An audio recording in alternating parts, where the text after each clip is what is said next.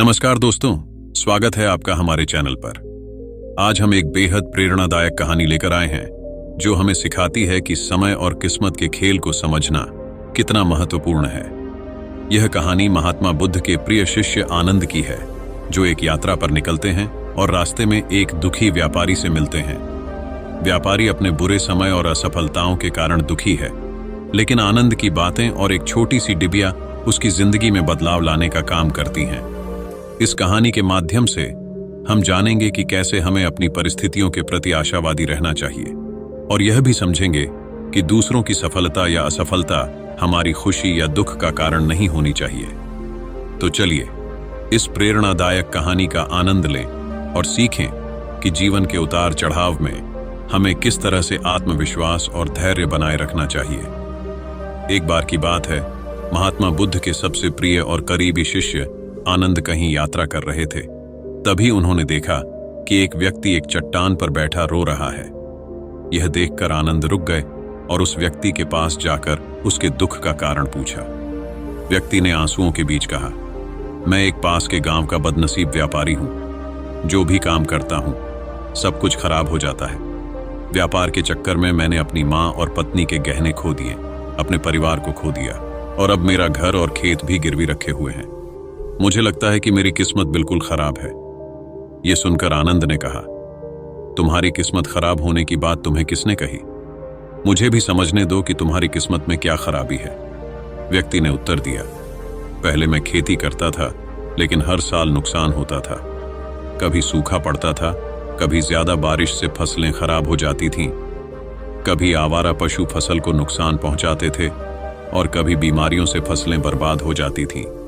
खेती से परिवार की जीविका नहीं चल पा रही थी, इसलिए मैंने खेती बंद कर दी और व्यापार शुरू करने का निर्णय लिया।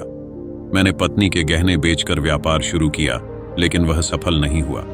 शुरुआत में मेरे परिवार ने मेरी आर्थिक मदद की और मेरा साथ दिया, लेकिन जैसे जैसे मेरे नुकसान बढ़े, उन्होंने भी मेरा साथ छोड़ दिया और मुझसे दूर हो गए।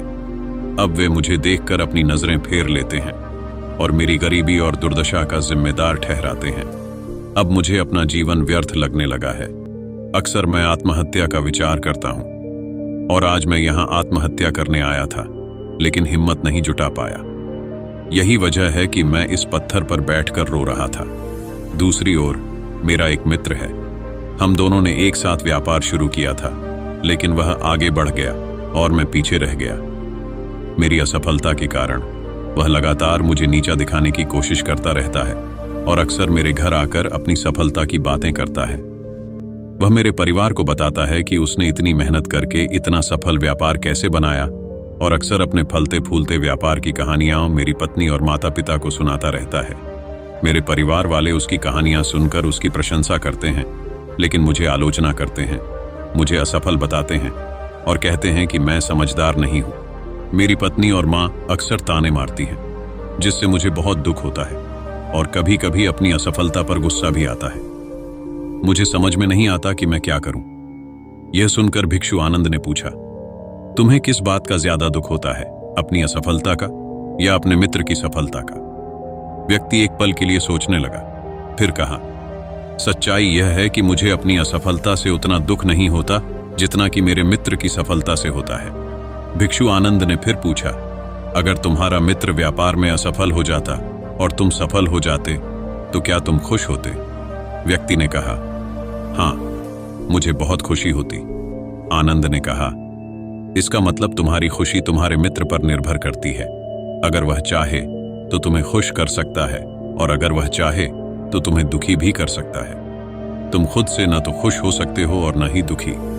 आनंद ने कहा। यह सुनकर व्यक्ति ने कुछ समय सोचा और फिर कहा, आपकी बातें मुझे कुछ आशा दे रही हैं। फिर आनंद ने कहा, जब हम किसी पर आशा लगाते हैं तो हम उस पर निर्भर हो जाते हैं। हमारी खुशी और दुख भी उसी पर निर्भर होने लगते हैं। इसलिए सबसे अच्छा यह है कि दूसरों से आशा रखना बंद कर दो। जब तुम ऐसा करोगे और पूरी लगन और ईमानदारी से काम करोगे तो तुम्हें सफलता जरूर मिलेगी। यह लग सकता है कि तुम्हारा मित्र तुम्हें नीचा दिखाने और दुखी करने आता है, लेकिन अगर तुम ईमानदारी से सोचोगे तो तुम देखोगे कि उसकी बातें सच ही हैं।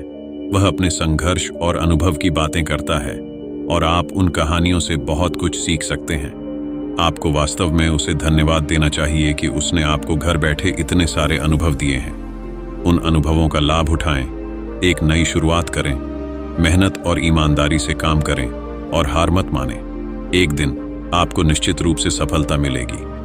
आज जो आप अपने बुरे समय या बुरी किस्मत मान रहे हैं वह बदल जाएगा। एक दिन यह बदल जाएगा और इसके साथ तुम्हारे सोच और दृष्टिकोण भी बदल जाएंगे। जब तुम्हारा अच्छा समय शुरू होगा तो तुम्हारा मित्र अपनी सफलताओं की कहानियां नहीं सुनाएगा। इसके बजाय वह अपनी विफलताओं और समस्याओं के बारे में बात करेगा ताकि तुम्हें भ्रमित कर सके, तुम्हारा आत्मविश्वास हिला सके और तुम्हें गलत निर्णय लेने पर मजबूर कर सके। फिर भी तुम्हें अपनी ही बुद्धि पर भरोसा रखना होगा। तुम्हें अपनी बुद्धि का प्रयोग करना होगा और स्वयं पर विश्वास रखना होगा। जिस प्रकार तुम्हारा मित्र आज तुम्हें दुखी करने आता है, वैसे ही वह उस समय भी तुम्हें दुखी करने आएगा, क्योंकि जिस तरह से तुम उसे परेशान देखकर सुख महसूस करते हो, ठीक वैसे ही उसे तुम्हें दुखी देखकर आनंद आता है। व्यक्ति ने कहा, आप सही कह रहे हैं मुनिवर, लेकिन मेरा सबसे बड़ा दुख यह है कि मेरे परिवार के लोग भी इसमें शामिल हैं। वास्तव में मैं अपने परिवार के लिए अच्छा करना चाहता था और उन्हें खुश रखना चाहता था, लेकिन वे मेरी बातों और भावनाओं को समझ नहीं पाते। वे मुझे हर चीज के लिए दोषी ठहराते हैं और कुछ समय से मेरे साथ नहीं हैं। भिक्षु आनंद ने उस व्यक्ति को समझाते हुए कहा, हम हमेशा चाहते हैं कि लोग हमारे द्वारा किए गए हर काम की सराहना करें, लेकिन आमतौर पर ऐसा नहीं होता। लोग हमारे प्रयासों की सराहना नहीं करते, जिससे हम दुखी हो जाते हैं। हमें लगता है कि हमारे मित्र, रिश्तेदार और परिवार सभी स्वार्थी हैं। लेकिन अगर तुम किसी को अपना परिवार मानते हो और उनके लिए कुछ करना चाहते हो, तो तुम क्यों सोचते हो कि तुम दूसरों के लिए कुछ कर रहे हो? वास्तव में तुम अपनी खुशी के लिए कुछ कर रहे हो, क्योंकि उन्हें खुश देखकर तुम्हें खुशी मिलती है। अगर तुम इसे इस विश्वास के साथ करते हो कि तुम दूसरों के लिए कुछ कर रहे हो, तो तुम दुखी रहोगे। लेकिन अगर तुम मानते हो कि तुम इसे अपने लिए कर रहे हो, तो तुम खुश रहोगे, क्योंकि जब हम अपने लिए कुछ करते हैं या करना चाहते हैं, तो हमें इसके लिए बाहरी मान्यता की जरूरत नहीं होती। भिक्षु आनंद की ये बातें सुनकर उस व्यक्ति के चेहरे के भाव पूरी तरह बदल गए। व्यक्ति ने कहा, आप सही कह रहे हैं मुनिवर, मैं समझ गया हूं कि मेरी किस्मत खराब थी, क्योंकि यह दूसरों के हाथों में थी। लेकिन अब से मैं अपनी किस्मत को अपने हाथों में रखूंगा, फिर से प्रयास करूंगा, पूरी लगन और ईमानदारी से काम करूंगा, और जब तक सफलता नहीं मिल जाती, चैन से नहीं बैठूंगा। यह सुनकर भिक्षु आनंद मुस्कुराए और उसे एक छोटी सी डिबिया देते हुए कहा, इस डिबिया को हमेशा अपने पास रखो। इसमें एक मंत्र है, यह तुम्हें किसी भी दुख से उबारने में मदद करेगा। लेकिन इस डिबिया को तभी खोलना जब तुम्हारे सारे रास्ते बंद हो जाएं, कोई उम्मीद नजर ना आए, और जब तुम्हें लगे कि सब व्यर्थ है और दुनिया निरर्थक है और यहां रहना भी व्यर्थ है। व्यक्ति ने भिक्षु आनंद का धन्यवाद किया और उस कहानी को लेकर अपने घर वापस आ गया। उसने नए उत्साह के साथ दोबारा अपने व्यापार की शुरुआत की और इस बार उसका व्यापार चल निकला। अपनी मेहनत और लगन के बल पर वह कुछ ही सालों में एक सफल व्यापारी बन गया और उसके परिवार वाले भी उसके पास वापस आ गए और उसका जीवन बहुत ही सुख, शांति और समृद्धि के साथ बीतने लगा। लेकिन समय और किस्मत के खेल को आज तक कोई भी समझ पाया है और न ही कोई समझ पाएगा। यह स्थिर नहीं रहता, यह बदलता रहता है। उसी प्रकार उस व्यक्ति के जीवन में भी बदलाव आया। जिस राज्य में वह रहता था, उस पर पड़ोसी राज्य के राजा ने हमला कर दिया। उस हमले और लूटपाट के दौरान उसका सारा धन लूट लिया गया और उसकी दुकानें तथा घर भी जला दिए गए। अपनी जान बचाने के लिए वह अपने परिवार के साथ वहां से भाग गया। व्यक्ति अपने परिवार के साथ कई दिनों तक इधर उधर भटकता रहा और हर कौर के लिए मोहताज हो गया। उसका बच्चा बीमार हो गया और इलाज के अभाव में उसकी तबीयत बहुत खराब हो गई। यह देखकर उसका दिल चीख पड़ा। उसके पास बेटे के इलाज या परिवार को खिलाने के लिए एक भी सिक्का नहीं था और वह पूरी तरह से टूट गया। इस स्थिति में निराशा ने एक बार फिर उसे घेर लिया और उसे लगा कि उसका जीवन बेकार है, सारी दुनिया व्यर्थ है, उसने सोचा। लेकिन तभी उसे भिक्षु आनंद द्वारा दी गई छोटी सी डिबिया की याद आई। अत्यंत उत्सुकता के साथ उसने उसे खोला और अंदर एक नोट पाया। नोट को देखकर उसकी आंखों के सामने छाया हुआ निराशा का अंधेरा मिटने लगा और वह अचानक मुस्कुराने लगा। पर्ची पर लिखा था, यह समय भी गुजर जाएगा। यह कहानी हमें सिखाती है कि समय के खेल को समझना संभव है, यह हमेशा बदलता रहता है। इसलिए कठिन परिस्थितियों में हमें अत्यधिक निराश नहीं होना चाहिए।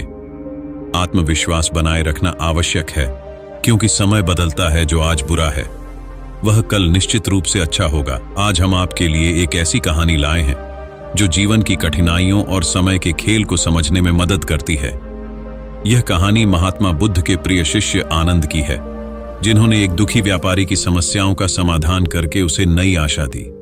इस कहानी से हमें यह सीखने को मिलता है कि बाहरी परिस्थितियां चाहे जैसी भी हों, हमारी खुशी और दुख हमारे खुद के दृष्टिकोण और आत्मविश्वास पर निर्भर करते हैं। हमें अपने संघर्षों को स्वीकार करके उन्हें अवसर में बदलने की कोशिश करनी चाहिए। आशा है कि यह कहानी आपको भी जीवन के उतार चढ़ाव को सही तरीके से समझने और आत्मविश्वास बनाए रखने में मदद करेगी। अगर आपको हमारा वीडियो पसंद आया हो तो कृपया लाइक, शेयर और सब्सक्राइब जरूर करें। धन्यवाद।